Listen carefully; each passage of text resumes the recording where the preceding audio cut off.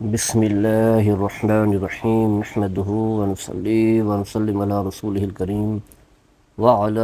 آلہ طیبین واصحابہ الطاہرین اما بعد۔ حضرات گرامی، پرسوں بکھر میں ایک واقعہ رونما ہوا، بڑا ہی تکلیف دہ اور پریشان کن واقعہ ہے کہ زمین کے ایک معمولی سے ٹکڑے پر جھگڑے پر تنازع کی وجہ سے 5 افراد قتل کر دیے گئے اور 3 افراد زخمی ہیں۔ قتل ہونے والے 2 بھائی بھی ہیں، والد بھی ان کا ہے، 2 بھائی بھی ہیں، عمریں کوئی 19 سے 20 سال ہے۔ اب بتانا یہ ہے کہ ایسا کیوں ہوتا ہے۔ پہلی بات تو یہ ہے کہ اس ریاست پاکستان میں لوگوں کے حقوق کو جو ہے پامال کر دیا گیا ہے۔ یہاں بتایا گیا ہے کہ انسان کی کوئی حیثیت اور کوئی وقت نہیں۔ اس کی وجہ یہی ہے کہ جو انسان کے حقوق ہیں، پاکستانی کے جو حقوق ہیں انسان ہونے کے ناطے سے، اس ملک کا شہری ہونے کے ناطے سے، انہیں جو ہے وہ حقوق نہیں ملے اور انہیں تعلیم دی گئی تاکہ انسان کو پتہ چلتا کہ میری کیا حیثیت ہے، میری کیا وقعت ہے، میں کتنا قیمتی ہوں۔ اللہ تبارک و تعالیٰ نے مجھے بھی پیدا کیا، میرا وہ خالق ہے، مجھے ہر قسم کی نعمتیں عطا فرمائیں جو عمراء کو بھی دی ہیں، وزراء کو بھی دی ہیں، بڑے بڑے عہدوں پر برا جمع لوگ جو ہیں، جو اللہ نے نعمتیں انہیں دی ہیں وہ مجھے بھی دی ہیں۔ چند ایک چیزیں جو ہیں ان کے پاس اضافی ہیں، کسی کے پاس دولت زیادہ ہے، کوئی بڑی عہدے پر بیٹھ گیا ہے، تو اس کا مطلب یہ نہیں ہے کہ میں بے وقعت ہوں، بے حیثیت ہوں، میری کوئی قدر و منزلت نہیں ہے، بلکہ ہر انسان کی قدر و منزلت ہے۔ ماں باپ نے پالا اور انسان کو اللہ تعالیٰ نے ہر قسم کی نعمت عطا فرمائی، دیکھنے کے لیے آنکھیں ہیں، سننے کے لیے کان ہیں، بولنے کے لیے وہ زبان ہے جس میں چاشنی ہے، لذت ہے بولتے ہوئے جب انسان بولتا ہے، پاؤں ہے چلنے کے لیے، ہاتھ ہیں، سب کچھ ہے، پورا نظام ہے جو اللہ تعالیٰ نے انسان کے اندر جو ہے وضع کر رکھا ہے۔ لیکن تعلیم نہ ہونے کی وجہ سے، اور واضح ہے تعلیم تو ریاست دیتی ہے نا، یہ وسائل جو ہے ریاست عطا کرتی ہے، تو ریاست نے جو ہے یہ تعلیم نہیں دی، ادارے نہیں بنائے، جس کی وجہ سے لوگ جو ہے وہ جہالت میں ہیں، جاہل ہیں، ان پڑھ ہیں، اور انہیں پتہ ہی نہیں ہے کہ یہ زمین جو ہے اس کی کیا حیثیت ہے، کیا وقت ہے۔ یہ تو ایک معمولی سی زمین ہے، چاہے کئی مربع ہی کیوں نہ ہو، انسانی جان کے مقابلے میں تو اس کی کوئی حیثیت ہی نہیں ہے۔ انسان کی جان اتنا قیمتی ہے کہ انسان سوچ بھی نہیں سکتا۔ اسی لیے قتل کے بدلے میں، جان کے بدلے میں جان کا جو حکم ہے، فرمایا وَقَتَبْنَا عَلَيْهِمْ فِيهَا أَنَّ النَّفْسَ بِالنَّفْسِ وَالْعَيْنَ بِالْعَيْنِ وَالْأَنْفَ بِالْأَنْفِ وَالْأُذْنَ بِالْأُذْنِ وَالسِّنَّ بِالسِّنِّ وَالْجُرْحَ قِصَاصٌ۔ فرمایا کہ جان کے بدلے میں جان، اگر کسی نے کسی کو قتل کیا ہے تو جو قاتل ہے اس نے ایک فرد کا قتل نہیں کیا، بلکہ اس نے اس بدی کی، اس بہت بڑے گناہ کی بنیاد رکھی ہے، لہٰذا جس نے بھی قتل کیا ہے اسے یہاں سے، اس دنیا سے ہٹانا ہوگا، قتل کرنا ہوگا، کیونکہ یہ بہت بڑا مجرم ہے، اور اگر ہم اسے قتل کر دیں گے، قتل کے بدلے میں قتل ہوگا، تو فرمایا وَلَكُمْ فِي الْقِصَاصِ حَيَاتٌ يَا أُولِي الْأَلْبَابِ، کہ قصاص کے اندر باقی جو لوگ ہیں ان میں زندگی ہوتی ہے، یعنی انہیں زندگی ملتی ہے، پھر قتل جو ہے وہ عام نہیں ہوتا، لوگوں کی جانیں پھر بے وقت نہیں ہوتی،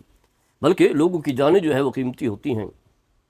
یہ تو جان کے بدلے میں جان ہے۔ فرمایا کہ وَالْعَيْنَ بِالْعَيْنِ، اگر کوئی شخص کسی کی آنکھ نکال لیتا ہے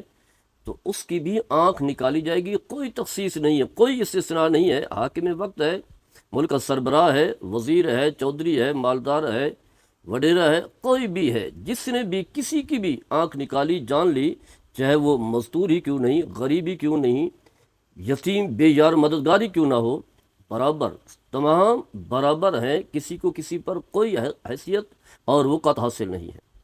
اسی طرح باقی اعضاء ہیں، ناک کے بدلے میں ناک ہے، دانت توڑتا ہے تو اس پر بھی سزا ہوگی۔ تو اللہ تبارک و تعالیٰ نے واضح فرما دیا، اور میرے آقا صلی اللہ تعالیٰ علیہ وسلم نے جب خطبہ ارشاد فرمایا، خطبہ حجۃ الوداع، جس میں قیامت تک آنے والے لوگوں کو آئین دیا، دستور دیا، زندگی گزارنے کے طور و طریقے بتائے، تو اس میں آپ نے یہی بتایا کہ تم پر حرام ہے لوگوں کی جان، مال اور عزت و آبرو. یعنی جان لینا تو ایک طرف رہا، کسی کو گالی گلوچ کرنا بھی حرام ہے، کسی کو برا بھلا کہنا بھی حرام ہے، یہاں تک کہ کسی کو کسی انداز سے بھی تکلیف پہنچانا، ہاتھ کے ذریعے سے آپ کسی کو تھپڑ مار دیتے ہیں یا کوئی ہاتھ کے ذریعے سے کوئی تکلیف پہنچاتے ہیں تو یہ بھی حرام ہے. تو لہذا کیونکہ ریاست کو پتہ ہی نہیں ہے، ریاست جو ہے مخصوص افراد کی سہولتوں کا نام بن چکی ہے، بس چند خاندان ہیں، ان کے لیے سارے ادارے ہیں، ان کے لیے سارا نظام ہے، سارا سسٹم انہی کے لیے ہے، ان کے لیے سوسائٹیاں ہیں، ان کے لیے سہولتیں ہیں، ان کے لیے سارے ادارے چل رہے ہیں. باقی عوام جو ہے انہیں کل انعام جانور، بلکہ جانوروں سے بھی بدتر سمجھا جاتا ہے. اور پھر اس کے علاوہ جو ہے انسان کو خود بھی کچھ معلوم نہیں ہے. اس کی وجہ یہ ہے کہ چلیں ریاست نے تو سہولتیں نہیں دی، تو اسے خود بھی تو سوچنا چاہیے. اللہ تعالیٰ نے شعور تو دیا ہے، اگر یہی انسان جو ہے دین کے ساتھ جڑ جائے اور قرآن و حدیث کے ساتھ جڑ جائے، میرے آقا صلی اللہ تعالیٰ علیہ وسلم کے اسوہ حسنہ کا مطالعہ کرے، قرآن کو دیکھے، انبیاء کرام جو دعوت لے کر کے ہیں انہیں دیکھے، تو حقیقت یہ ہے کہ پھر کچھ بھی ہو جائے، ایسا شخص جو دین کے ساتھ جڑا ہوا ہوگا، نماز روزے کا پابند ہوگا، اللہ تعالیٰ کے حکام کو بجا لانے والا ہوگا، کبھی وہ بدی کی طرف نہیں بڑھے گا، گناہ کی طرف نہیں بڑھے گا. گناہ یعنی قتل کرنا تو ایک طرف رہا، کیونکہ قتل کے بارے میں تو فرمایا کہ من قتل نفسا بغیر نفس او فساد فی الارض فکانما قتل الناس جميعا.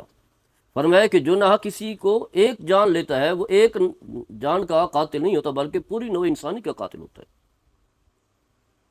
تو بت کبھی جو شخص نماز روزے سے جڑا ہوا ہے، کبھی وہ انسان کا قتل نہیں کرے گا، چاہے وہ اس کی دولت لے لیں، اس کا گھر لے لیں، اس کا مال لے لیں، اس کی جائیداد لے لیں، اس کی زمینیں لیں گے، کوئی پرواہ نہیں ہوگا. اور یہ بات یاد رکھیں کہ یہ دولت جتنا بھی ہو، مال جتنا بھی ہو، تو دین ہمیں یہی کہتا ہے کہ یہ دنیاوی سہولتیں جو ہیں مکھی کے پر، بلکہ اس سے بھی حقیر ترین چیزیں. اصل جو ہے وہ انسان ہے، جس کے لیے اللہ تعالیٰ نے اتنی سہولتیں رکھی ہیں. اور اللہ انسان سے تقاضا جو کرتا ہے وہ ہے عمل صالح کا، یعنی اخروی زندگی بہتر بنانے کا. دنیا میں جو اللہ نے بھیجا ہے مال و متاع اکٹھا کرنے کے لیے نہیں، دولت کا ڈھیر لگانے کے لیے نہیں، سہولتیں جمع کرنے کے لیے نہیں، بلکہ آخرت کے لیے. بڑی خوبصورت جو ہے وضاحت کی گئی ہے، اللہ تبارک و تعالیٰ نے کی ہے. فرمایا زُيِّنَ لِلنَّاسِ حُبُّ الشَّهَوَاتِ مِنَ النِّسَاءِ وَالْبَنِينَ وَالْقَنَاطِيرِ الْمُقَنطَرَةِ مِنَ الذَّهَبِ وَالْفِضَّةِ وَالْخَيْلِ الْمُسَوَّمَةِ وَالْأَنْعَامِ وَالْحَرْثِ ذَلِكَ مَتَاعُ الْحَيَاةِ الدُّنْيَا وَاللَّهُ عِندَهُ حُسْنُ الْمَآبِ. فرمایا کہ انسان کے لیے خوبصورت بنا دی گئی یہ چیزیں، آراستہ کر دی گئی، مزین کر دی گئی. حب الشہوات من النساء، عورتوں سے محبت ہوتی ہے، صنف نازک ہیں، خوبصورتی ہوتی ہے ان کے اندر، تو وہ عورتوں سے محبت کرتا ہے. والبنین، اولاد ہے، اولاد کے لیے فکر مند رہتا ہے، اولاد کے لیے خوب کماتا ہے، حلال و حرام کی تمیز نہیں کرتا، خوب جمع کرتا جاتا ہے، اولاد، میری اولاد، میرے بیٹے، میری بیٹی، بس انہی کی فکر میں جو ہے لوگوں سے جائیدادیں بھی چھین لیتا ہے، مال بھی چھین لیتا ہے، لوگوں کے حقوق بھی غصب کرتا ہے.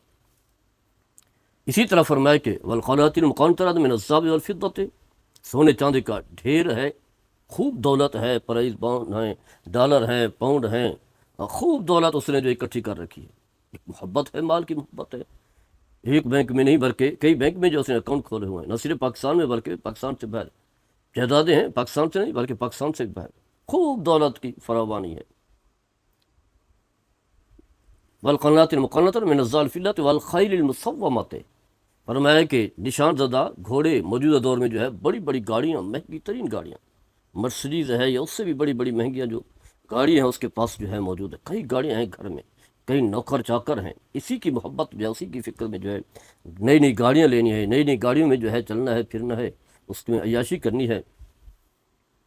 والانعام والحرث، اسی طرح مال مویشی ہیں، فارم ہاؤس بنے ہوئے ہیں، پھر زمینیں ہیں، جائیدادیں ہیں، کھیتی باڑی ہے، باغات ہیں.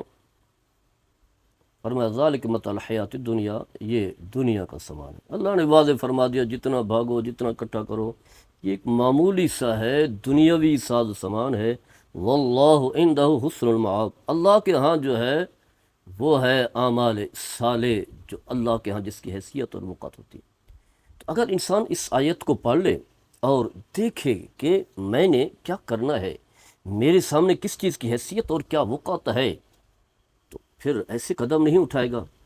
ایسے غلط کام جو ہے وہ نہیں کرے گا۔ لیکن المیہ یہ ہے،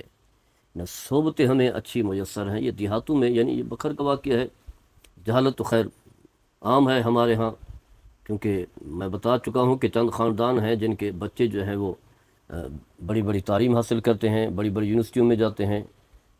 لمز ہے یا اس سے بڑی بڑی یونیورسٹیاں ہیں، ایچیسن کالج ہے، یا پھر باہر کے جو ادارے ہیں، آکسفورڈ ہے، جو وہاں بھیجتے ہیں، سارا وسائل ان پر خرچ کرتے ہیں، تو پھر انہیں احساس ہوتا ہے کہ اصل تو ہم ہیں، یہ باقی کہاں سے یہ پیدا ہو گئے، زمین سے کیسے نکل آئے، کیڑے مکوڑے جیسے نکل آتے ہیں۔ لیکن انسان کو خود بھی تو سوچنا چاہیے کہ کیا ہوا، اگر اس کے پاس دولت ہے، اس کے بچے اتنا پڑھ چکے ہیں، تو کیا ہوا، ہماری بھی تو حیثیت ہے، اللہ نے ہمیں بھی تو پیدا کیا ہے، یہ سارا نظام اللہ نے بھی ہمارے لیے تو بنایا ہے۔ آسمان سے جو بارشیں برستی ہیں، اللہ تعالیٰ کی نعمتیں آتی ہیں، وہ بھی ہمارے لیے ہیں، کسی مخصوص خاندان کے لیے نہیں ہیں۔ ہوائیں چلتی ہیں، فضائیں ہیں، یا اسی طرح زمین سے طرح طرح کے جو پھل نکلتے ہیں، پانی ہے، پھل ہیں، پیداوار ہے، یہ ساری اللہ نے ہمیں بھی تو دی ہیں، چاہے تھوڑی ہیں۔ اسی طرح انسان جو سانس لے رہا ہے، یہ کتنی قیمتی چیز ہے۔ باقی اللہ تعالیٰ نے انسان کے اندر جو نظام رکھا ہے وہ بھی تو ہر ایک کے لیے ہے، اللہ نے تو کوئی تخصیص نہیں کی، تو انسان کو خود بھی تو سوچنا چاہیے۔ لیکن بڑا المیہ ہے، اب جن لوگوں کی جانیں چلی گئیں ان کی اپنی جہالت ہے، ان کی اور مال کی محبت میں اس دنیا سے چلے گئے۔ اللہ ویسے تو اللہ معاف فرمانے والا ہے، کیونکہ کوئی اسلام کی سربلندی کے لیے، الہ کلمت الحق کے لیے، اللہ کے دین کے غلبے کے لیے تو انہوں نے جانیں نہیں دی، دولت کے لیے، مال متاع کے لیے، زمین کے لیے، زمین کے ٹکڑے کے لیے، یا پھر وہی خاندانی جو عصبیت ہے اسی مقصد کے لیے۔ تو ہے کہ بہت بڑا دنیاوی نقصان بھی اور اخروی نقصان بھی ہوا، یہ جہالت کی وجہ سے اور دین سے دوری کی وجہ سے ہے۔ دین سے دوری بھی ہے اور ریاست بھی اپنی ذمہ داری پوری نہیں کر رہی۔ اللہ تعالی ہم سب کو عمل کرنے کی توفیق عطا فرمائے۔ وما علیہ الا البلاغ المبین۔